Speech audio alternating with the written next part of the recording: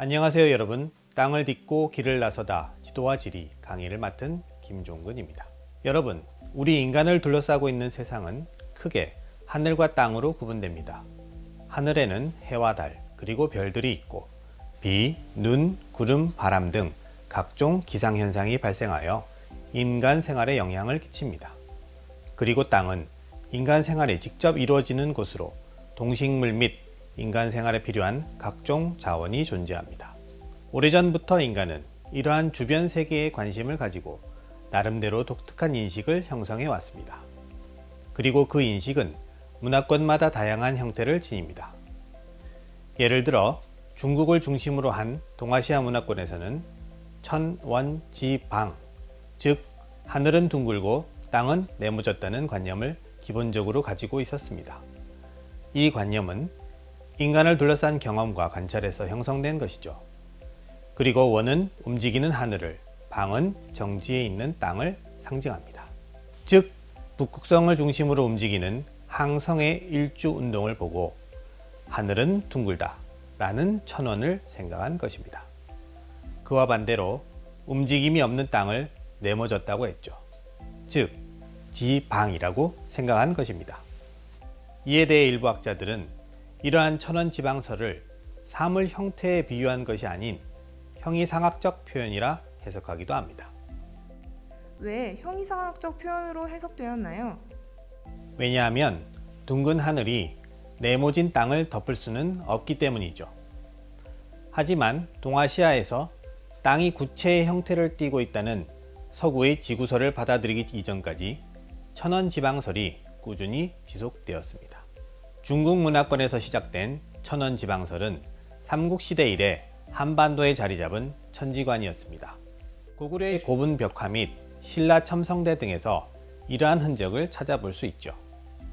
삼국시대부터 고려를 거쳐 조선시대에 이르러서는 이 설이 가장 일반적인 사고였으며 각종 문화예술작품에까지 반영되었습니다. 특히 조선 후기 천지도는 대표적인 사례라고 볼 수 있죠.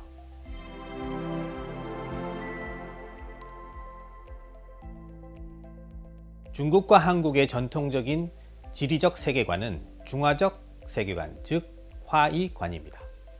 고대 중국에서는 그들이 살았던 공간을 세계의 중심이라고 생각했지요. 구체적으로 살펴보면 가운데에는 중국인들이 거주한 중화, 그 주위에는 이민족 거주지인 사해가 있습니다. 그 외부에는 미지의 공간인 대황 혹은 사황이 배치되어 있는 구조였습니다.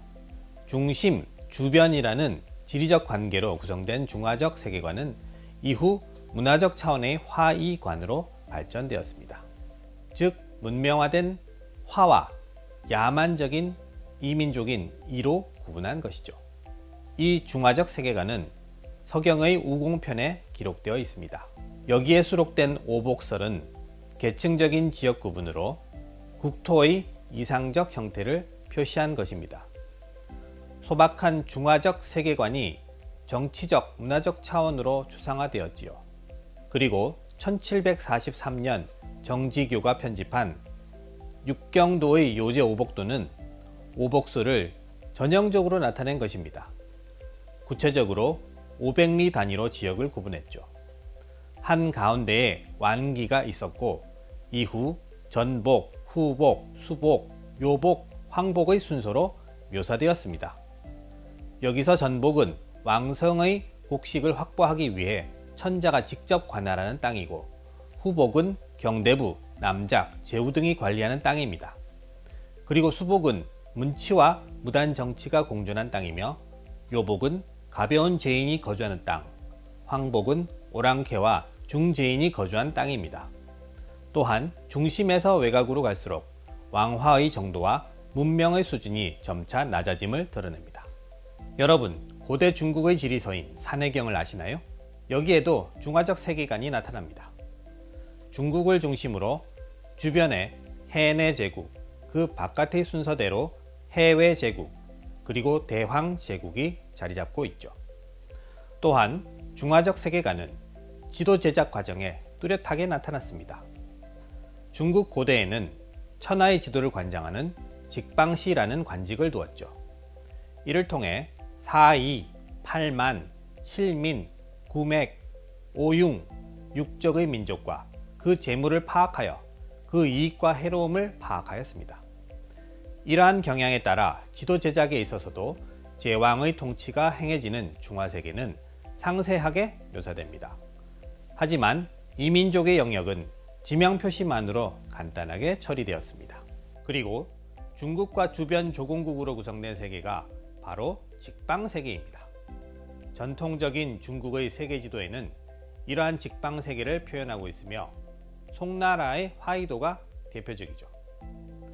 또한 중화적 세계관은 지리적 중화관과 문화적 중화관인 화이관을 포괄하며 유교적 사고의 토대를 이뤘습니다.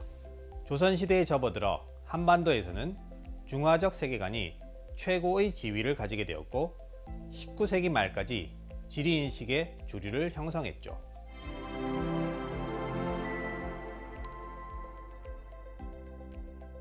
인도에서는 기원전 500년 이후 브라만교 이외에 불교, 자이나교 등 새로운 종파가 일어났습니다. 이때 지리적 세계관도 종파들 사이에서 서로 영향을 주고받으며 발달했죠. 이중 불교의 세계관은 인도뿐만 아니라 아시아 여러 민족에게 확산되어 지리적 사고의 형성에 큰 역할을 했습니다. 그리고 불교의 지리적 세계관과 관련된 가장 오래된 문헌은 장아함경의 세기경이죠. 또한 5세기경의 세친이 저술한 아비달마 구사론도 있습니다. 불교에서 말하는 세계는 욕계, 색계, 무색계 총 3가지로 구분됩니다. 우리가 살고 있는 곳이 바로 욕계인데요. 지리적 구상으로서는 수미산, 즉 수메르를 중심으로 하는 지상세계입니다. 이 지상세계는 수미산을 중심에 두고 각각 7개의 산이 둘러싸고 있으며 바깥쪽 주위는 바다인 외해로 이를 철위산이 둘러싸고 있습니다. 외해에는 각각 2개의 중주를 지닌 4대주가 있는데요. 남쪽에 있는 것이 잠부드비파인 연부제로 선부주라고도 합니다. 북쪽이 우타라쿠르인 울타놀로 구로주라고도 하죠. 동쪽이 푸르바비데하인 불파제는 승신주로 불립니다. 그리고 서쪽이 아바라 고다니아인 구야니는 우화주입니다. 여기서 수미산을 둘러싸는 7개의 산은 황금으로 이루어져 칠금산이라 부르고 수미산, 철위산과 바다를 총칭하여 구산 8해라 합니다. 이러한 불교의 세계관은 남송 때 지반의 불조 통기에 수록된 사주 구산 8해도에 잘 표현되어 있죠. 또한 세계의 중앙에 있는 수미산은 황금, 백은, 유리, 파리와 같은 4개의 보석, 즉 사보로 만들어졌습니다. 그리고 금으로 된 둥근 모양 안에 있는 금륜 위에 위치하고 있죠. 이곳은 해와 달이 비추며 여러 천인이 논이는 곳입니다. 이와 같은 수미산 사상은 당시 인간의 힘으로 범접할 수 없는 히말라야의 위용을 신비화하였을 가능성이 높지요. 장하함경에 의하면 4대주 중에서 남주는 남쪽이 넓고 북쪽이 좁아 사람의 얼굴, 즉 인면의 모습이고 북주는 방형, 서주는 원형, 동주는 반달 모양이라고 합니다. 남주는 인도를 포함하는 대륙으로 인간이 사는 현실 세계인데요. 남주의 형상은 인도 반도의 형상에서 착상한 것이죠. 인간의 현실 세계인 남주, 즉 남섬부주의 지리적 세계는 남섬부주도에 잘 표현되어 있습니다. 남섬부주도는 중국 명대의 인조가 1607년 간행한 법계 안립도에 수록된 지도입니다. 여기에는 현장의 대당 서역기에 기초한 지명들이 기재되어 있죠. 또한 대륙 중앙의 안욕달지와 여기서 흘러나가는 4개의 하천이 기본적인 골격을 형성하고 있습니다. 그리고 중국은 세계의 중심에 있지 않고 동쪽 구석에 배치되어 있으며 우리나라는 고려라는 표기와 함께 섬의 형태로 그려져 있습니다. 그러나 이와 같은 불교적 세계관을 표현한 지도들은 중국이나 조선에서는 널리 수용되지 않았습니다. 하지만 불교의 영향력이 강했던 일본에는 활발하게 제작되었으며 전통적인 세계 지도의 한 흐름을 형성하였습니다.